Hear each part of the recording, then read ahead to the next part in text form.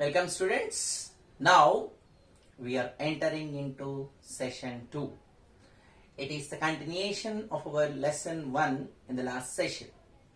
It was discussed in the last session about force, push or pull is called force, and we also discussed that sometimes we use only push, in some situations we use only pull, sometimes it's needed to be using both of them. And it's also discussed that force is broadly categorized into contact and non-contact forces.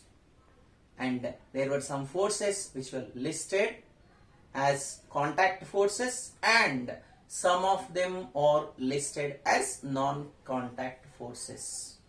I hope you read the textbook, you might have completed the activities and you might have done the homework also. It is must to go through the textbook, note down the important points, complete the activities and finish the homework. Okay.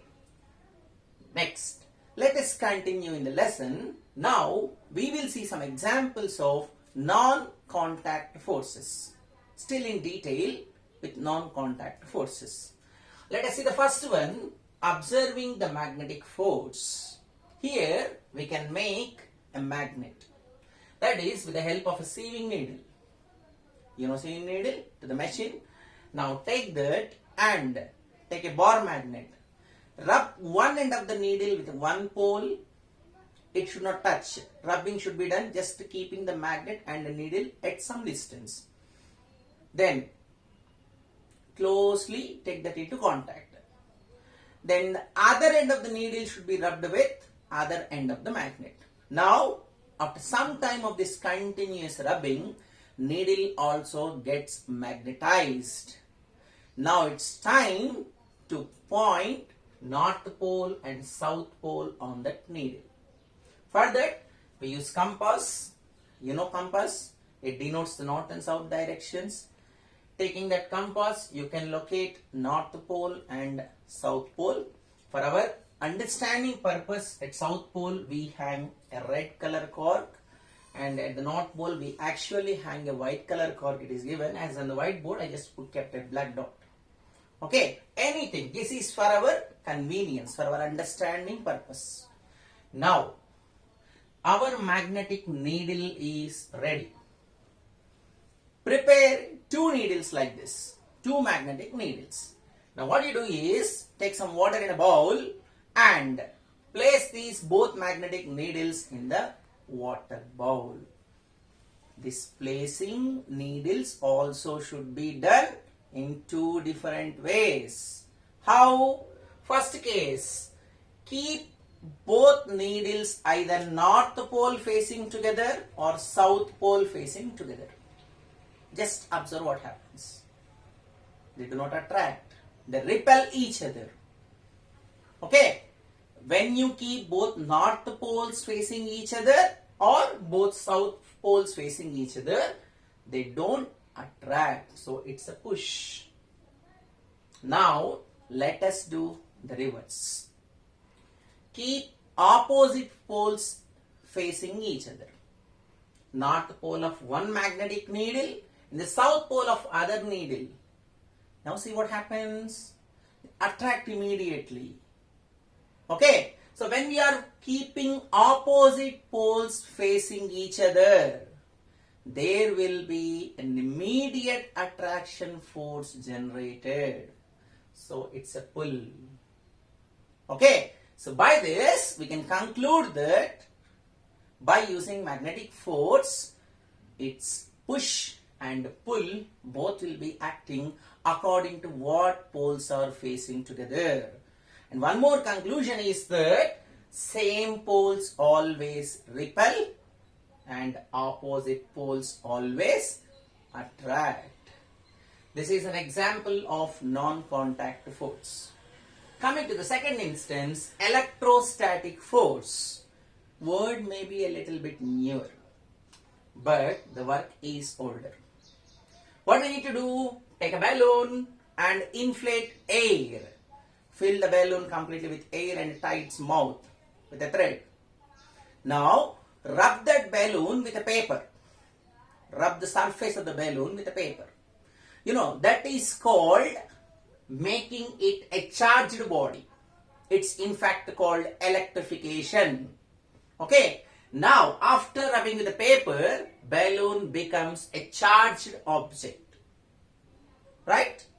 That force now the balloon got after rubbing with the paper is called electrostatic force. And the rubbing action is called friction. Now what we do is take some paper pieces, normal paper pieces, cut it into small pieces. They are uncharged bodies. When we take these pieces of paper to the charged balloon, they will be attracted. You know why?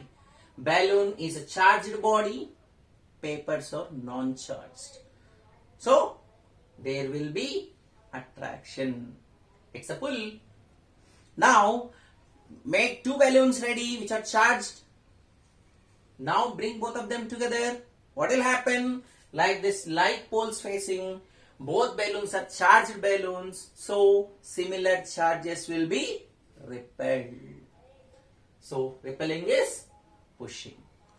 Here, instead of pieces of paper, you can take one charged balloon, one uncharged balloon also. I mean, one balloon rubbing with paper, one balloon just inflated, not rubbed. You will get the same result. So, in both instances, the field force is showing an action of push and pull both. Okay, one more example. Gravity. Just going back to the history again, to that Newton's apple fruit experience.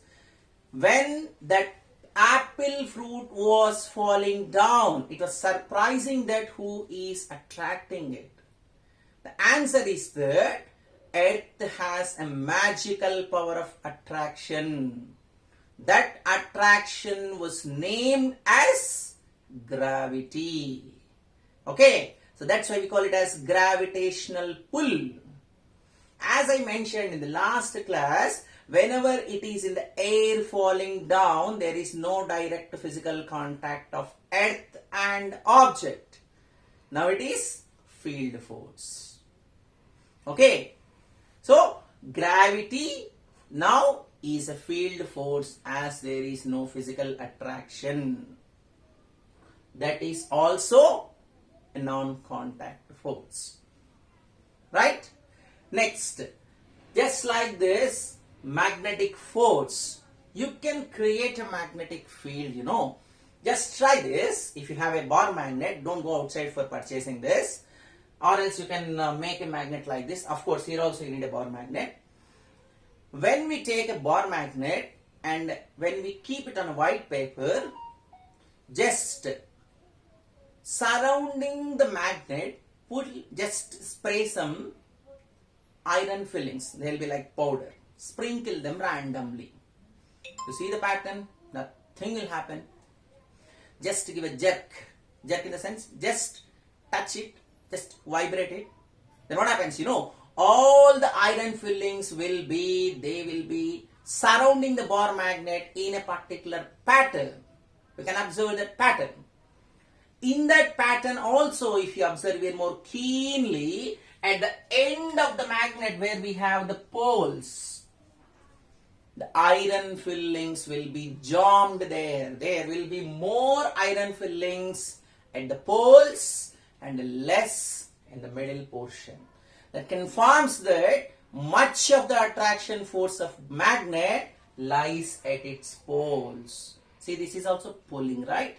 So these are all the examples for non-contact forces. So in this session, we discussed about non-contact forces.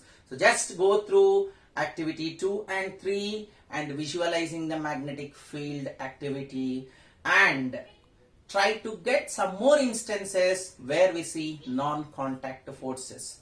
And about contact forces, it will be discussed in the next session. As I said earlier, during this time, it's not safe coming out. So, stay home, stay safe. Thank you.